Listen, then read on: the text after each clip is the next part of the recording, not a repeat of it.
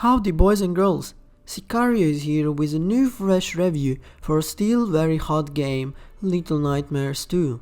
This is the second game after the release of the Little Nightmares 1, which was amazing at its own. Little Nightmares 2 has its entertaining intensity as it's fun to watch and same as it's fun to play.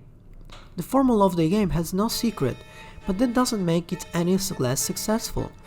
Time and time again, you're going to slowly safely get a lay of the land and few impossible to ignore glimpses of some big nasty brute in charge, before needing to fetch a key in plain sight or otherwise cause some of racket to progress.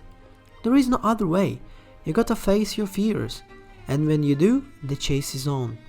It's a mad dash to craft the way through the obstacle course with the boogeyman breathing down your neck.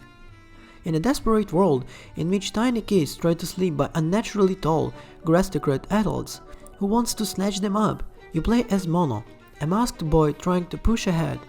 But what to end?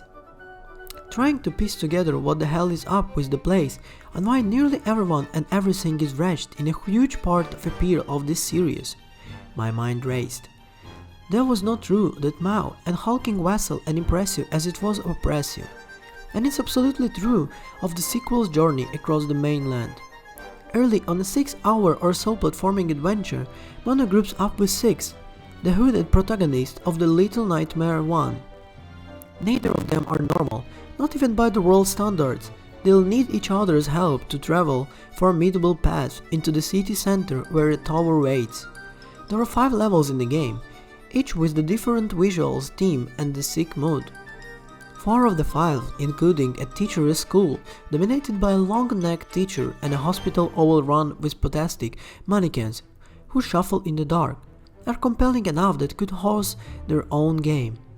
At a glance from a trailer or the game summary, you might think Little Nightmare 2 has co-op support. Let it be clear, it doesn't. Six will stay by Mono's side more often than not, but that doesn't mean you can throw a second player into the mix. She's completely AI controlled, and while there will be visually mirrored hiccups, she stays out of the way when it matters the most, and is an excellent addition to the flow of Little Nightmare's original one. I never felt like I was at the mercy of Six's decision making or that I had to escort her.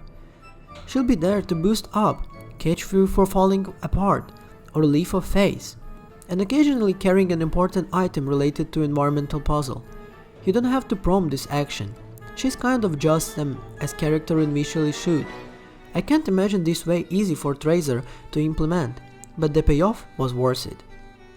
The partner promise gives the sequel a distinct identity. I'd say that Little Nightmares 2 is less of a core than negative than the first game could be. Mono tends to latch onto climb surfaces more seamlessly, and he won't randomly walk off a narrow ledge because the camera angle tripped you off and you weren't perfectly angling your path to compensate. That said, the sequel is still challenging. I'd agree the failing getting caught is all part of the fun. Could the player's movement still be little tighter and feel more tuned in? Yeah, I think so.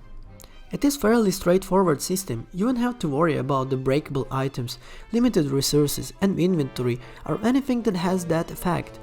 During certain sequences, you'll be able to pick up and drag, say a pipe. Everything is oversized basically in the game, as such as a bit of wind up, as you need to briefly time your attack. It's trade-off. I won't reveal who or what you'll smash, but you will undoubtedly enjoy doing it. Well, to a point. A couple of melee encounters might frustrate you if you don't have the full stealth. Paced out.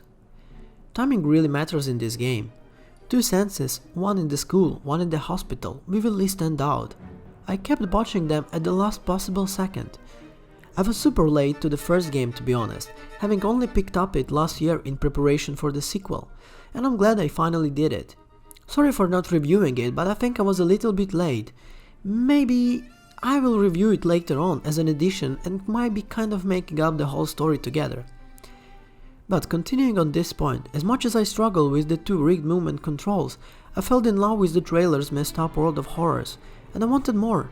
With the pure improvements and the potential felt sky high. After finishing Little Nightmares 2 once, I'm searching for the time to go back and soak in it even more. Much of the game rivals original high points and it's even more well-rounded. I had an overwhelmingly great experience. Whether you're a seasoned survivor or a new player, you have a thrilling time with the sequel. It's whole identity from the start and the beginning, and it's not mandatory. This freaky story stands out on its own. Honestly guys, in my opinion, Little Nightmares 2 is one of these horror games that you actually need to spend your time in. It gives you a great story, a really nice vibe, let's say, in a horror game, and is something that will really attach you to the game. Believe me, you will feel like you are living the same life as the main character. Finishing on this note, I want to say guys, if you're ever looking for the game that you wanna try during this period of time, Little Nightmares 2 is your perfect fit. So on this point I need to say goodbye to you guys, and I'll see you in the next one. Ciao.